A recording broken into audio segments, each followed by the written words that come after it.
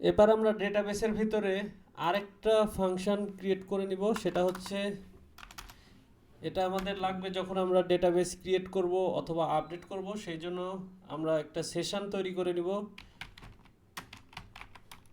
Gate session. এখানে আমরা দিব হচ্ছে উইথ সেশন। এই সেশনটা আমরা ইম্পোর্ট করব হচ্ছে ইয়ের ভিতর থেকে, এসকিউএল মডেলের ভিতর থেকে, from SQL model import session. এবারে এই সেশনটা আমরা এখানে ইউজ করতেছি, এটার ভিতরে ইঞ্জিনটা দিয়ে দিব, ইঞ্জিন অ্যাজ সেশন, ইল্ড, এখানে ইল্ড করে দিয়ে আমরা সেশনটা দিয়ে দেব, ঠিক আছে, ইল্ড সেশন। এখানে গেট সেশন হবে না, শুধু সেশন হবে, এটা আমরা ডিলিট করে দেই, সেশন। এখানে এই যে রেজিস্টার ইউজার, এখানে আমরা একটা স্কিমা তৈরি করতে হবে। এখানে ইউজার ডেটা পাবো আমরা, ইউজার ডেটা। এটা ইউজার ডেটা পাওয়ার জন্য আমাদেরকে একটা স্কিমা তৈরি করতে হবে, সেজন্য আমরা একটা নতুন ফাইল তৈরি করব। ফাইলটার নাম হবে হচ্ছে স্কিমা। আসলে যে ফরম্যাটে আমরা হচ্ছে বডি ডেটা পাবো, মানে যে ফরম্যাটে আমরা বডির থেকে ডেটাটা পাবো, সেই ফরম্যাটটা জাস্ট এখানে ক্রিয়েট করে দিতে হবে। এটার জন্য আমরা পাইথনের একটা লাইব্রেরির হেল্প নিব, সেটা হচ্ছে পাইডেন্টিক, ইম্পোর্ট বেস মডেল। এখান থেকে আমরা একটা ক্লাস ক্রিয়েট করব, ক্লাস ইউজার ক্রিয়েট। এখানে দিব হচ্ছে আমরা বেস মডেল, ঠিক আছে। এইখানে থাকবে হচ্ছে ইউজার নেম। এই ইউজার নেমটা পরবর্তীতে আমরা হচ্ছে সেভ করব ডেটাবেসের ভিতরে, ইউজার ডেটাবেসের ভিতরে, ঠিক আছে। এই ক্রিয়েট ইউজারটা এই অথের ভিতরে এখানে এসে ইম্পোর্ট করতে হবে, from source dot schema import user create,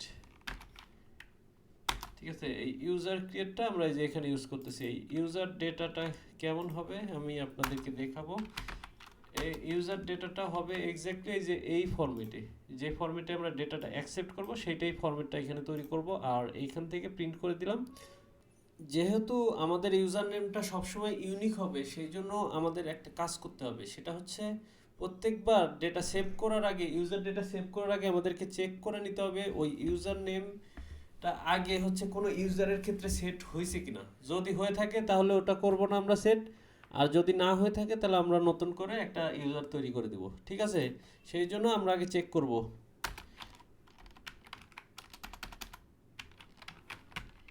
statement is equal select, এই সিলেক্টটা আমরা পাবো হচ্ছে from SQL model import select.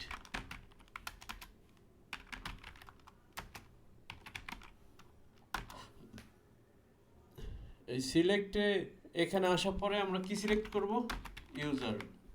এই ইউজার মডেলটা এবার আমাদের এখানে ইম্পোর্ট করতে হবে, ফ্রম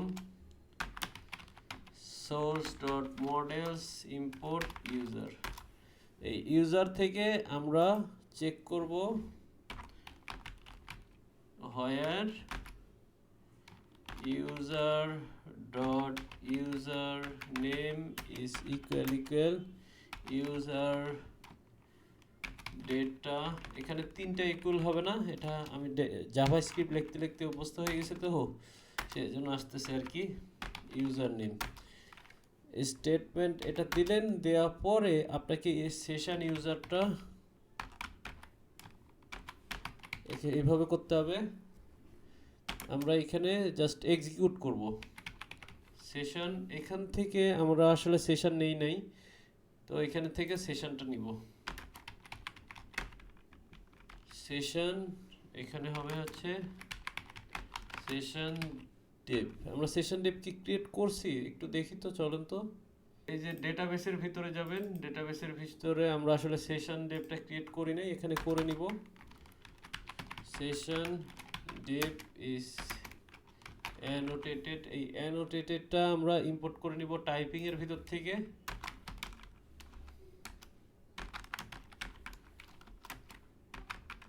ইম্পোর্ট অ্যানোটেটেড, এখানে দিব হচ্ছে অ্যানোটেটেড সেশন, ইম্পোর্ট করে নেই ফার্স্ট এপিআই এর ভিতর থেকে, from first API import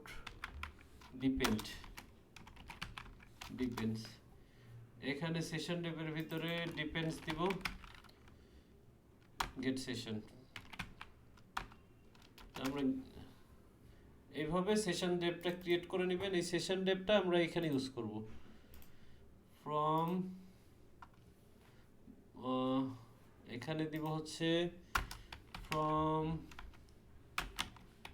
source dot config dot database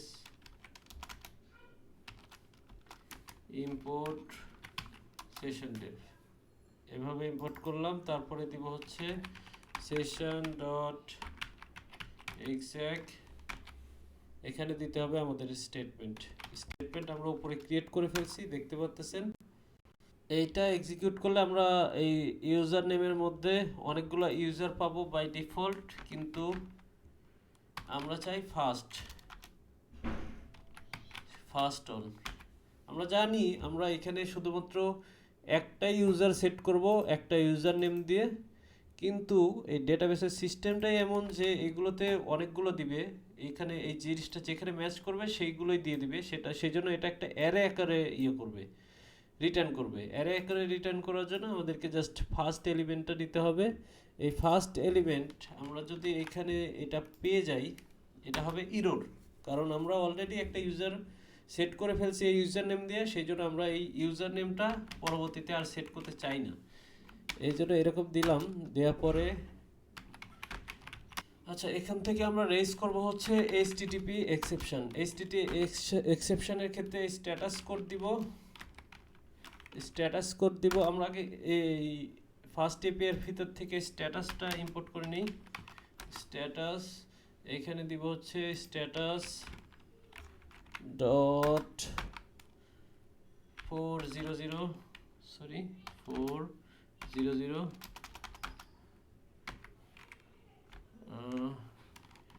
HTTP _ 400 bat request, এটা দিয়ে দিই তাহলে হবে, ঠিক আছে। তারপরে আমরা একটু ডিটেলস দিতে পারি এখানে, সেটা হচ্ছে কমা দিয়ে ডিটেলস দিব হচ্ছে user is already with this user name, ঠিক আছে। তারপরের লাইন থেকে আমরা যদি এই লাইনটা পাস করে, মানে এখান থেকে এইখানে চলে আসে, তাহলে এখান থেকে আমরা নতুন একটা ইউজার ক্রিয়েট করা শুরু করব। সেই জন্য আমরা দিব হচ্ছে ইউজার ইজ ইকুয়াল ইউজার, এখানে দিব হচ্ছে user name is equal user data dot user name, দেওয়ার পরে এখানে দিব হচ্ছে একটা ট্রাই ক্যাচ ব্লক তৈরি করব, ট্রাই এক্সেপ্ট ব্লক, ঠিক আছে। সেশন, আচ্ছা এটা পরে করতেছি, আগে এক্সেপ্টটা লিখে নিই।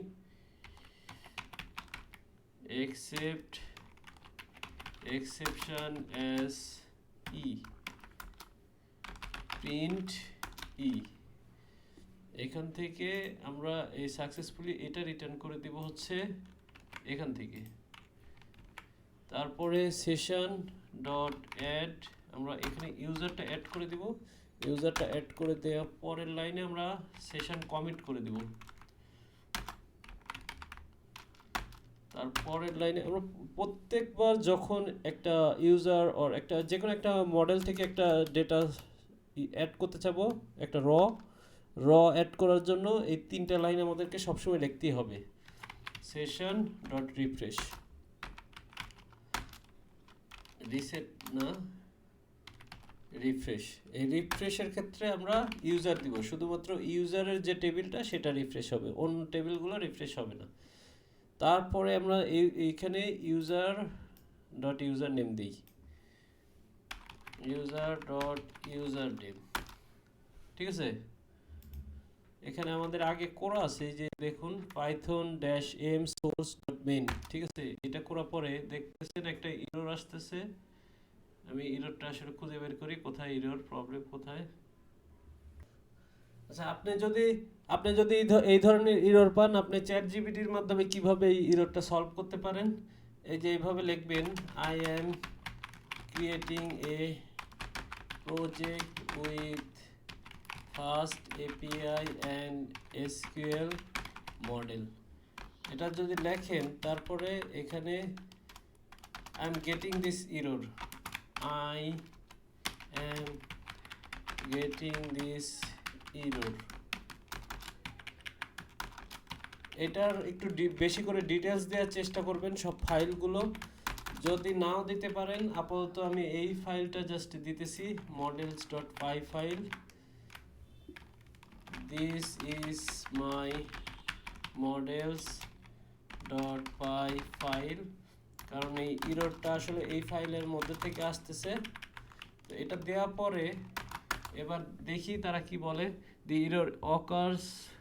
error occurs because Pydantic required more specific type hints for fields in your base model. Type hint id generic option is too generic, optional, doesn't specify type, it should be optional for okay।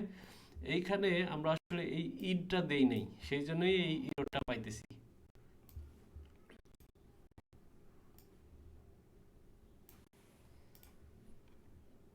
এই যে দেখুন এখানে int দেই, int দেওয়ার পর দিলে আসলে এই এররটা চলে যাবে, এররটা চলে যাবে এবং আমাদের কোনো আর এরর নাই। এখানে দেখতেছেন একটা নতুন ক্রিয়েট টেবিল, এই যে নতুন একটা ইউজার টেবিল তৈরি করতেছে। এখানে আইডি আছে, created at, updated at, user name, আর এই আইডিটা হচ্ছে ইন্টিজার প্রাইমারি কি। এই যে এটা আমাদের ডেটাবেস, এখানে দেখতেছেন এই যে ইউজার টেবিলটা ক্রিয়েট হয়েছে, এই ইউজারের ভিতরে আছে ID, created at, updated at. এটার পরে আমরা একটা ইউজার তৈরি করে আসলে দেখি কি হয়। লোকাল হোস্ট, আমাদের পোর্ট নাম্বার হচ্ছে 8000/docs। এটার ভিতরে আমরা ইউজার একটা রেজিস্টার করব, ঠিক আছে। ইউজারের নাম হবে স্ট্রিং, এটাই নাম হবে, এটাই দিয়ে দেখি। ইউজার রেজিস্টার্ড সাকসেসফুলি, এই যে ইউজারের নামটা কিন্তু এবার ডাইনামিক্যালি পাইতেছি আমরা, সেটা হচ্ছে স্ট্রিং। এবারে এখানে একটা রিলোড দিয়ে দেখি, এই যে ইউজারটা তৈরি হয়েছে। এবার আবার এই সেম ইউজার নেম দিয়ে একটু তৈরি করে দেখি, তো এবার একটা এরর পাওয়ার কথা, কারণ এই ইউজার নেম সবসময় ইউনিক হইতে হবে। আমরা অলরেডি একটা সেভ করছি, সো এই সেম নেমটা পরবর্তীতে আর দিতে পারবো না। এটা যদি দিতে যাই তাহলে আসবে হচ্ছে detail, user is already registered with this user name. আসলেই সত্যি, এখানে যদি আমরা ইউজার নেমটা একটু চেঞ্জ করে দেই তাহলে এটা কাজ করার কথা। এই যে ইউজার রেজিস্টার সাকসেসফুলি, এটা হচ্ছে আমাদের ইউজার নেম। এখন আমাদের দুইটা ইউজার থাকবে, দেখেন এই যে দুইটা ইউজার, একটা হচ্ছে স্ট্রিং, একটা স্ট্রিং অন, ঠিক আছে।